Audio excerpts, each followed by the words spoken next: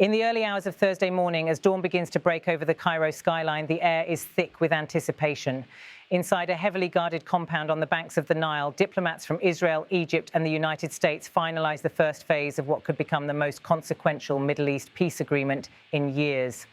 According to a senior source close to the negotiations, Israel and Hamas are set to sign the first phase of the Gaza ceasefire this Thursday in Egypt. It is, as US President Donald Trump declared from Washington just a day earlier, the first step toward ending one of the world's longest wars. The plan, brokered by American, Egyptian and Qatari mediators, is not just another ceasefire. It's being described as the opening chapter of what the Trump administration calls the new Middle East roadmap. Under the terms of this first phase, Hamas is expected to release 20 Israeli hostages in one coordinated operation. In exchange, Israel will free roughly 2,000 Palestinian prisoners, among them 250 serving life sentences and 1,700 more detained after the war began on October 7, 2023. As this exchange unfolds, both sides will begin the initial steps of a mutual de-escalation plan, supervised by Egyptian security officials and United Nations observers. The ceasefire agreement, to be signed around noon local time, represents months of behind-the-scenes negotiations. It is the culmination of tireless diplomacy, personal intervention by Trump and Secretary of State Marco Rubio, and a fragile convergence of interests that even seasoned analysts did not think possible. Across Israel, scenes of cautious hope are emerging. In Tel Aviv's Rabin Square, candles flicker beside photos of the Bibas family, one of dozens still believed to be held in Gaza. Families of hostages gather quietly, holding signs that read, "Bring them home." Their voices have filled city squares for months, demanding the safe return of their loved ones. For them, this agreement offers not celebration, but a trembling sigh of relief. In Jerusalem, Israeli Prime Minister Benjamin Netanyahu appeared on national television earlier this week. His tone was solemn but resolute. "We are on the verge of a very significant achievement," Netanyahu declared. "It is not final yet. We are working on it vigorously, and I hope, with God's help, that in the coming days, still during the Sukkot holiday, I will be able to announce the return of all our hostages, both the living and the fallen, in one phase while the IDF remains deep in the Gaza Strip and in the areas it controls." Netanyahu's statement reflected both determination and caution. Within Israel, his government faces growing pressure from families of hostages, opposition lawmakers, and even within his own cabinet to secure a deal that brings the captives home but does not compromise the country's security objectives. The challenge for Netanyahu is to walk a narrow political tightrope, achieving peace without appearing to concede to Hamas. For Hamas, the ceasefire represents a critical opportunity to secure not only the release of prisoners, but also international recognition that could reshape the post-war political order in Gaza. In a statement issued early Thursday, Hamas confirmed it had reached an agreement that provides for the end of the war in Gaza, the withdrawal of the Israeli occupation, the entry of humanitarian aid, and the exchange of prisoners. The group also called on the US president to ensure Israel fully implements the agreement and does not delay or evade its commitments. The language was unmistakably assertive, a sign of the confidence Hamas feels after months of withstanding Israeli bombardment and international isolation. Yet within the sealed negotiation rooms of Cairo's intelligence headquarters, the tone is far more pragmatic. Mediators from Egypt and Qatar have spent weeks drafting the clauses that will determine not only who is released, but when and under what conditions. The deal structure is methodical. Phase 1, the one being signed today, focuses on humanitarian and symbolic measures, prisoner exchanges, limited ceasefire, and the reopening of key humanitarian corridors into Gaza. Later phases are expected to address more complex issues: a full Israeli withdrawal, the return of displaced civilians, and the establishment of an interim international mission to oversee reconstruction and governance in Gaza. As the cameras of AFP TV capture smoke rising over the northern Gaza Strip, the stark reality of war lingers. The ruins of neighborhoods once home to tens of thousands now stretch for miles. The ceasefire, when it takes effect, will halt the airstrikes that have pounded Gaza daily since last October. For residents, it means a brief pause, a fragile silence after months of relentless noise. Meanwhile, in Washington, the White House is alive with activity. On Wednesday, during a roundtable discussion on domestic security, President Trump was handed a folded note by Secretary of State Marco Rubio. Cameras caught the moment. Trump reading the message, looking up and turning to reporters with an unscripted announcement. "I was just given a note by the Secretary of State saying that we're very close to a deal in the Middle East," Trump said, "and they're going to need me pretty quickly, so we'll take a couple more questions." Those words, "very close to a deal," sent shockwaves through diplomatic circles. Within minutes, analysts across Washington, London and Tel Aviv were dissecting the implications. Could this really mark the end of one of the most intractable conflicts of modern times? Or was it yet another premature declaration of peace in a region where ceasefires rarely last? For Trump, the stakes are enormous. His administration's Middle East peace efforts have been a central pillar of his foreign policy agenda, aimed at reshaping US influence in the region. After brokering normalization deals between Israel and several Arab states during his first term, Trump has long sought what no American president before him achieved: a comprehensive peace between Israel and the Palestinians. Inside the Situation Room, officials describe a frenzied atmosphere.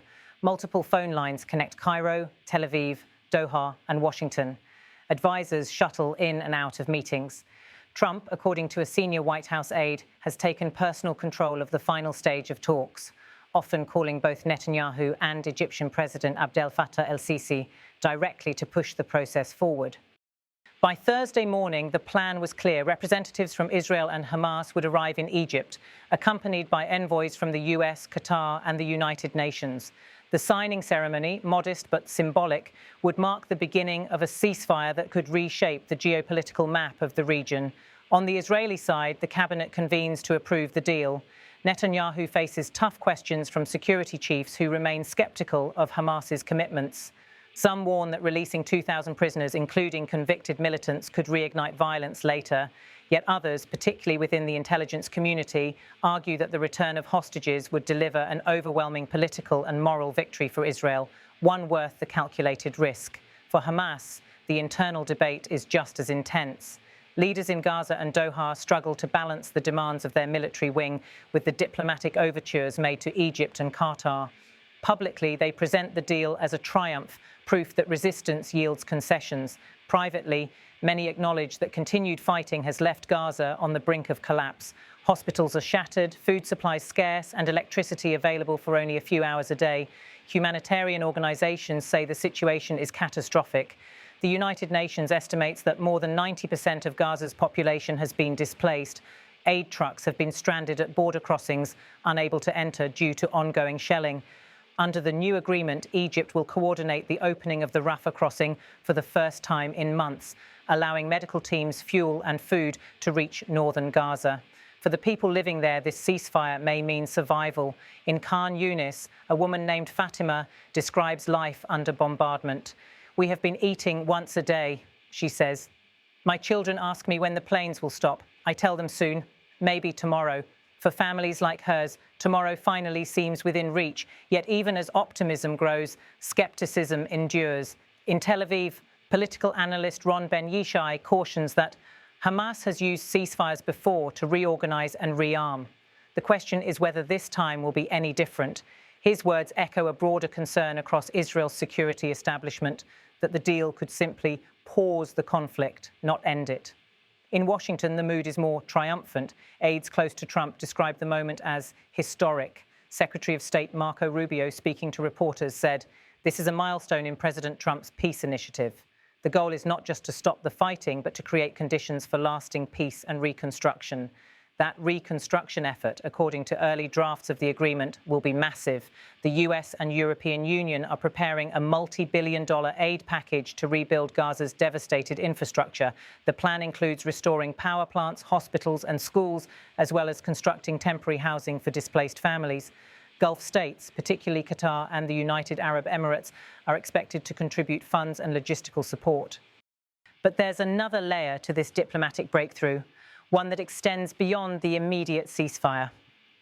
American officials are quietly exploring the possibility of expanding the agreement into a broader regional framework that would include normalization talks between Israel and Saudi Arabia.